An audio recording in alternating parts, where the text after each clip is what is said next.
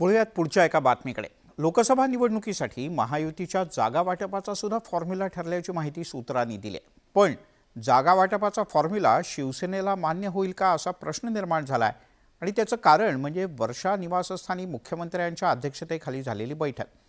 या बैठकीतला आकडा आणि फॉर्म्युल्यातला आकडा यात बरंच अंतर आहे आणि त्यामुळे एक वेगळा तिढा तर होणार नाही ना अशी चर्चा आहे।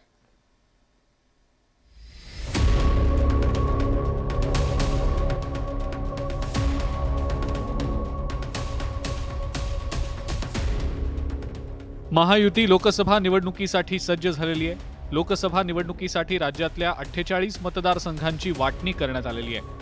महायुतीतल्या 3 पक्षांना प्रत्येकी किती जागा मिळणार याचा फॉर्म्युला देखील तयार झालाय। सूत्रांनी दिलेल्या माहितीनुसार महायुतीचा जागा वाटपाचा फॉर्म्युला हा पुढील प्रमाणे असेल। राज्यातल्या एकूण 48 जागांपैकी भाजप सर्वाधिक जागा लढवणार आहे। 27 लोकसभा मतदारसंघात भाजपचे उमेदवार मैदानात उतरतील, तर शिवसेनेच्या वाट्याला 14 लोकसभा मतदारसंघ देण्यात आलेले आहेत। तर अजित पवारांच्या राष्ट्रवादी काँग्रेसच्या वाट्याला 4 लोकसभा मतदारसंघ आल्याची माहिती सूत्रांनी दिली आहे।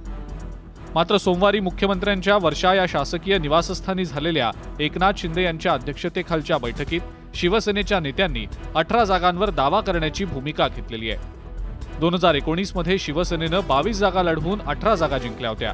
त्यामुळे राहिलेल्या 4 जागांचा निर्णय एकनाथ शिंदे घेतील। मात्र 18 जागांवर दावा करण्याचं निश्चित केल्याची माहिती सूत्रांनी दिली आहे। मात्र फॉर्म्युलात 14 जागा असल्या कारणामुळे शिवसेना मान्यता देईल का असा प्रश्नही आता निर्माण झालाय। मागच्या लोकसभेला शिवसेनेनं 22 जागा लढवल्या होत्या, पैकी 18 जागा ह्या निवडून आल्या। आज शिवसेनेच्या अधिकृत चिन्हावर 13 जागा या ठिकाणी आम्ही सर्व खासदार आदरणीय एकनाथजी शिंदे साहेबांच्या मार्गदर्शनाखाली काम करतोय। ह्या सर्वच जागा लढण्याच्या दृष्टिकोनातनं सर्वच खासदारांनी आग्रही भूमिका त्या ठिकाणी शिंदे साहेबांच्या पाशी या ठिकाणी घेतली। शिवसेनेच्या भूमिकेनंतर अजित पवारांच्या राष्ट्रवादी काँग्रेसच्या भूमिकेकडे सगळ्यांचंच लक्ष लागलं होतं, कारण राष्ट्रवादीच्या वाट्याला 4 जागा आलेल्या आहेत। पण मला असं वाटतं 4च्या बोलवण करता जे आता अर्ध्या हळकुंडानं पिवळे झालेले नवीन नेते आहेत ते त्यावर काही बोलवण करून घेणार नाहीत आणि बार्गेनिंग करतील आणि महाविकास आघाडी परत फिसकडेल।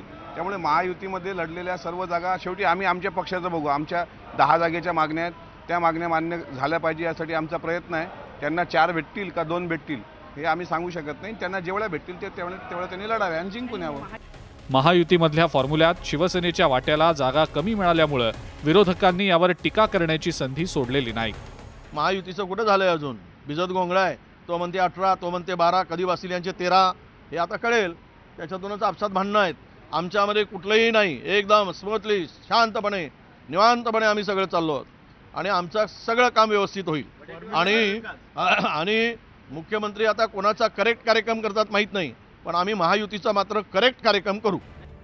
महायुतीतल्या फॉर्म्युल्यावरनं वेगवेगळी राजकीय वक्तव्य सुरू झाल्यानंतर भाजपकडनं भूमिका स्पष्ट करण्यात आलेली आहे।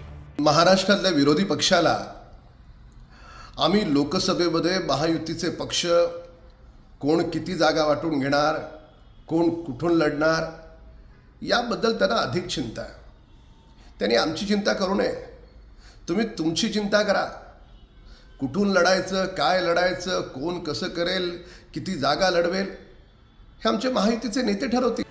महायुती असो किंवा महाविकास आघाडी असो, दोन्ही बाजूंकडनं जागा वाटप झाल्याचं निश्चित झाल्याचं सांगितलं जात आहे। फॉर्म्युला ठरलेला असल्याचाही दावा होतोय। परिणामी आता जोपर्यंत अधिकृतपणे जागा वाटप होत नाही तोपर्यंत या राजकीय चर्चा सुरूच राहणार हे मात्र नक्की। Bureau report, news 18 Lokmat.